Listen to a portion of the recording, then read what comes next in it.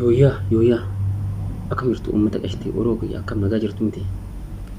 Hayyee baga nagaa taatanii.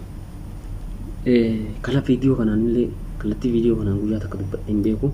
Amma garuu dirqamanatti ta'eetuman dubbatuudhaaf yaadee yoon dugonkorree ijaa qalbirraan hambisaa jedheetuman uummata kiyya biraan dhaamsata nagaachuudhaaf yaadee jechuudha.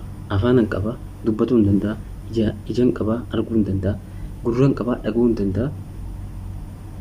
Kanaaf waan amma ta'aa jiru kana waan dhageenyuuf waan argaa jirru kana isumarraa waan takka dubbatu barbaade.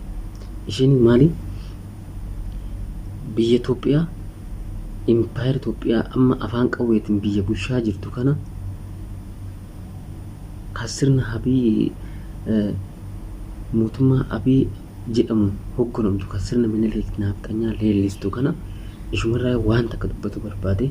Wanni sunis maali?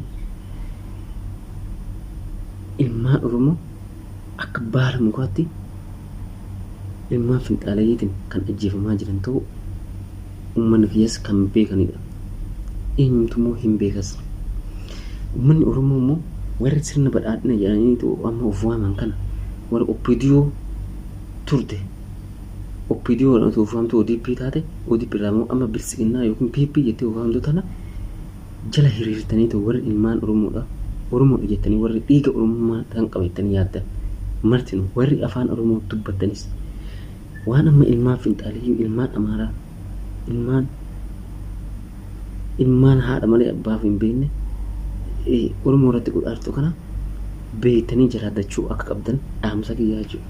Oromoonis immoo warri sirna kana leellisaa jirtan warri utuu isin hin galin burjaajessanii sobaan isinitti guutanii ta'u gocha hin taane asii Oromoo irratti godhaa jira osoo jiranuu asii immoo sobaan isinitti guutanii soba isaa saniin guutamtanii ta'u ilmaan kanneen sirna kana jala hiriirtanii tanis immoo akka deebitan dhaamsa kiyyaa jechuudha.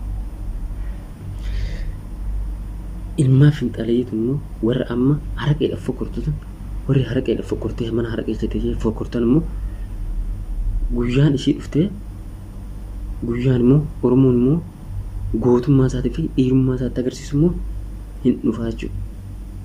Ilmaan nafxanyaa jechuun warra haraqeedhaaf fokkortu malee warra qawwee akkatti dhokaaste rasaasni mataa irratti qishuma takka bahee of duuba dachaatee fiigdu takkaan ishii takka keechaa jeeftennaan kan takkittiin utuu nafiin gara biyyaatti dachaatu jechuudha. Warra akkasitti har'a garuu nutti fokkoraa jira. Warra sirna nafxanyaa leellisu sirna Minilik warraan kana mataa qabsiisuu qabna. Oromummaa keenya immoo